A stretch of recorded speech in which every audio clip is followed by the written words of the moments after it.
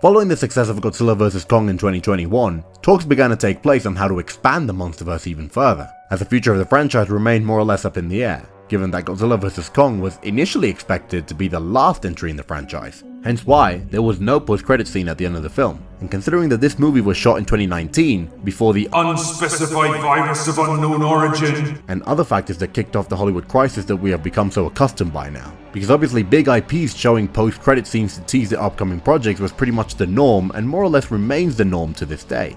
But after months of speculation after GVK turned into the film that more or less revived the movie theater during the pandemic, new projects became inevitable. One of such projects came in the form of the very first live-action Godzilla TV show ever made being announced in January of 2022, with Apple TV Plus set to release it. And I was actually very excited at that announcement, because it gave the screenwriters involved the chance to finally write some of the best characters that we had ever seen in the Godzilla franchise up until that point. Especially when considering that continuity in the Godzilla universe, especially for the human characters, has always been kind of non-existent. Sure, some characters do return every now and again, but for the most part, each entry in the Godzilla series introduces a new cast of human characters every time. So very few actually get explored at all. So this obviously was a unique opportunity for this new show. Because obviously the Monsterverse up until that point had been mostly slammed by critics for not producing any good characters and killing off the only good one too early. And now that the show has been out for a while, I feel like I should have a million things to say about it, because it really feels like a million things happened on this first season. And like I said, this is the first live action Godzilla TV show ever made. But for some reason, even though I'd like to scrutinize this story from beginning to end, I just don't have that much to say about it. Not as much as I'd like to anyway. But before we get on with that, please do leave this video a like, drop me a comment because I read every single one, and share this video with any of your friends who might have watched the show as well.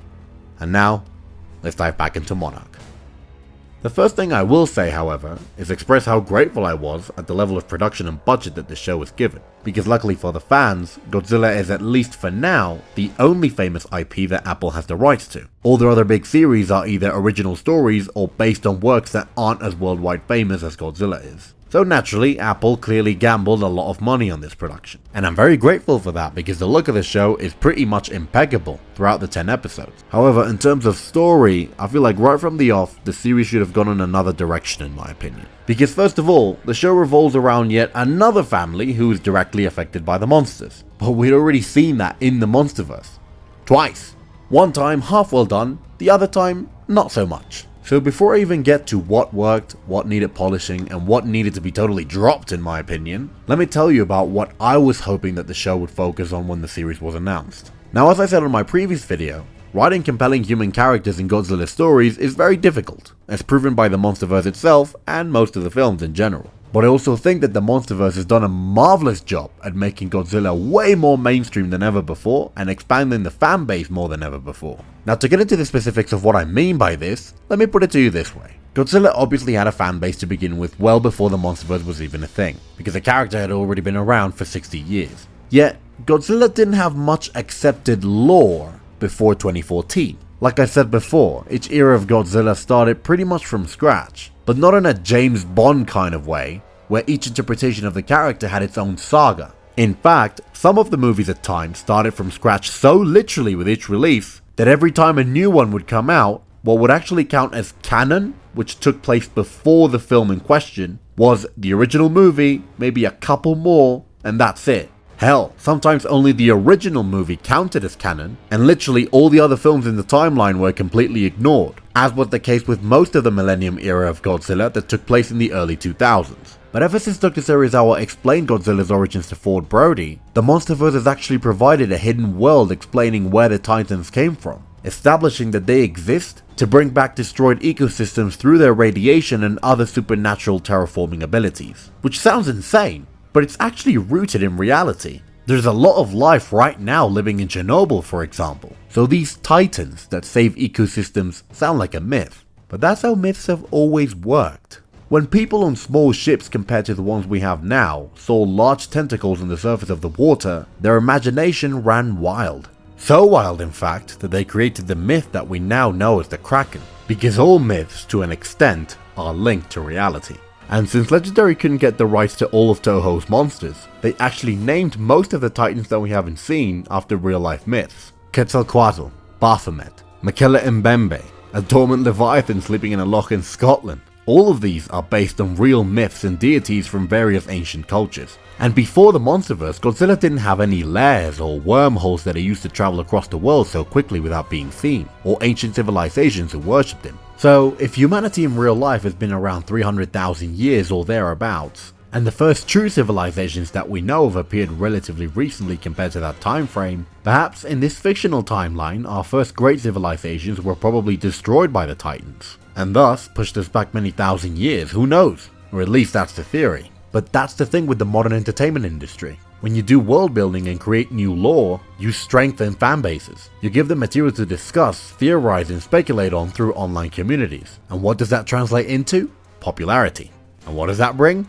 Revenue, aka money. So even if Toho themselves aren't the biggest fans of the Monsterverse, I'm not sure they really care that much. Because Warner Brothers and Legendary Pictures have already made them tons of money through selling merchandise and strengthening and enlarging the brand, and therefore doing the same with the fanbase. Now, why am I even rambling about all this? Well, because that's just it. I feel like even though the showrunners did a very decent job, they failed to recognize the franchise's biggest strength, its lore, its world building.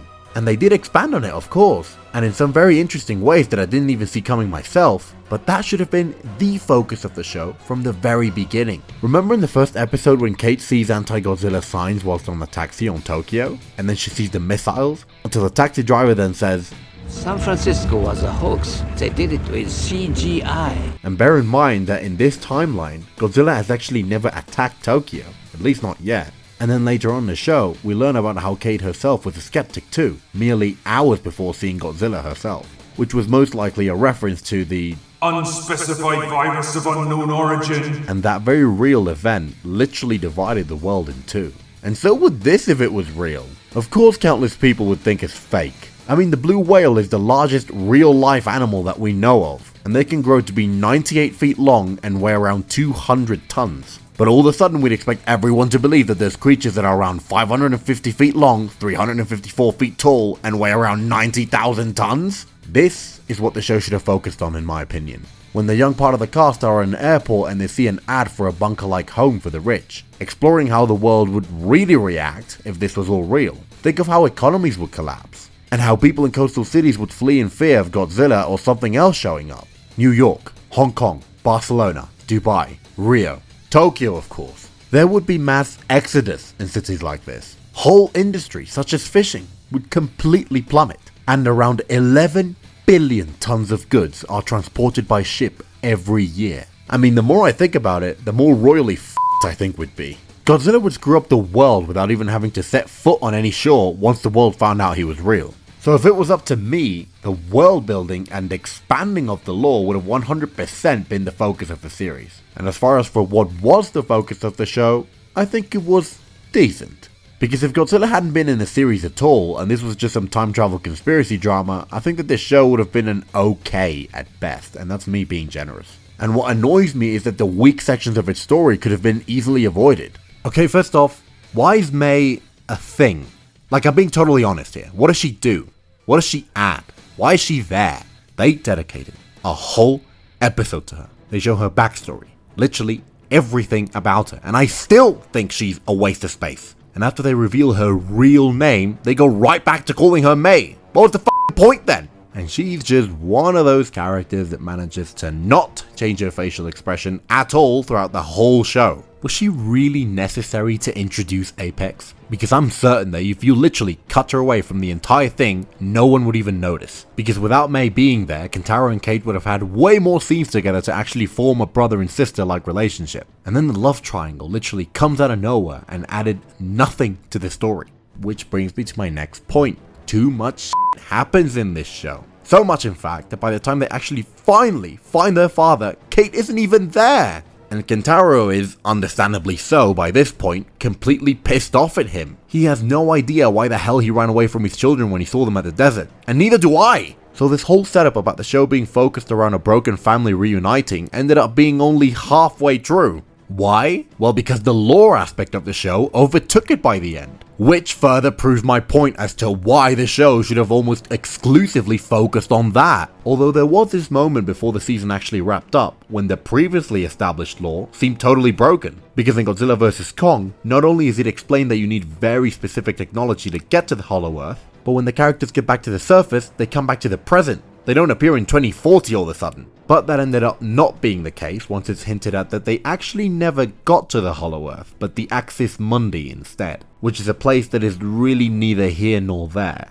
And well, in real life, time and space have actually been proven to be technically the same thing. So if you cross without the proper technology and only get halfway there, your body gets kind of stuck in the middle, within this area that is between the surface and the Hollow Earth. I think that was interesting, a little complicated, but interesting. Yet something has to be said about the wonderful casting of Kurt Russell and having his son playing him. That was a stroke of genius. And I personally don't know of any other show that has ever done this, where you have two actors who are playing father and son, who are father and son in real life and going back and forth in the timeline, jumping from past to present and vice versa simultaneously. And I also think that the origins of Monarch in the 50s scenes had the best human moments and drama of the season, despite taking up way less screen time sadly. So I would personally make the show a little bit shorter, maybe only 8 episodes. I would not have May there at all, and have it be more driven by Kentaro and Kate finding their father, because it came across as very convoluted in the end. Because like I say, if you remove May and give Kentaro and his sister more time to bond as siblings, and make us understand them more, that would have strengthened the story. And I know that every protagonist doesn't necessarily have to be likable, but Kate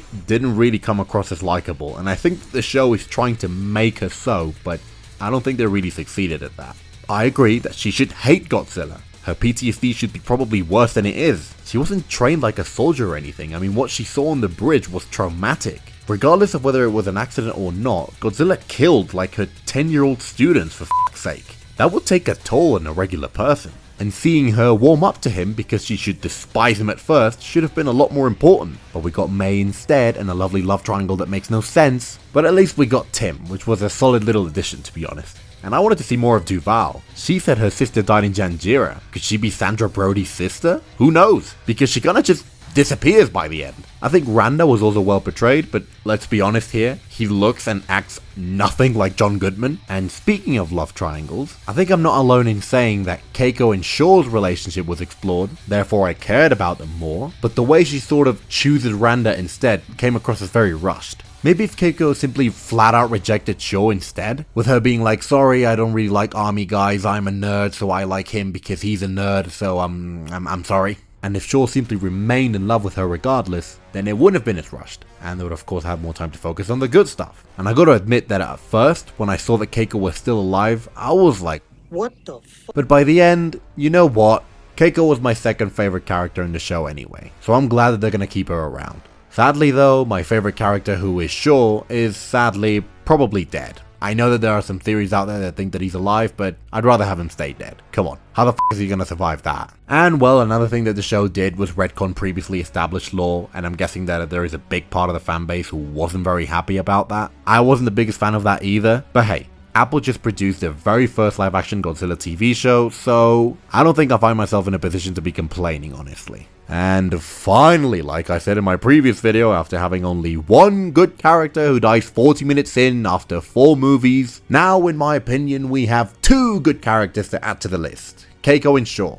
I definitely didn't see that twist coming when they actually reunite both actors. I think they put in a great performance. It was a very touching scene, probably the second most touching scene after Sandra's death. And well, the other more mediocre characters can become more interesting should season 2 happen. And that season looks like it can go in so many different directions now. It can explore more of the secrets of Skull Island, set up Apex and Mechagodzilla, bring back existing characters. I would personally like them to set up King of the Monsters because like I said, think of how the world would really react to the mass awakening caused by Ghidorah, with major cities across the world being devastated, but I doubt that that's the way they'll go. Given that King of the Monsters was, sadly, the least successful film in the franchise. So yeah, maybe the show didn't actually focus on what I would have liked them to focus on, but you know what? Whatever it is they got in the works, I'm all for it. As always though, thank you very much for watching, leave a like on the video if you enjoyed it, and subscribe to the channel because once I have access to -1, I will definitely make a video about that. Stay tuned of course for part 2 of my Monsterverse retrospective, where I'll be talking about King of the Monsters and GVK, and I will also probably give my take on where I think the franchise will go, or whether it will actually end with the new empire. That is a possibility, and I also simply cannot wait for Netflix's adaptation of Avatar The Last Airbender. The trailers look amazing, and season 4 of The Boys is almost out as well. But as per usual, this is all I've got for now, and I hope to get to see all of you around here very often. This is me, signing off.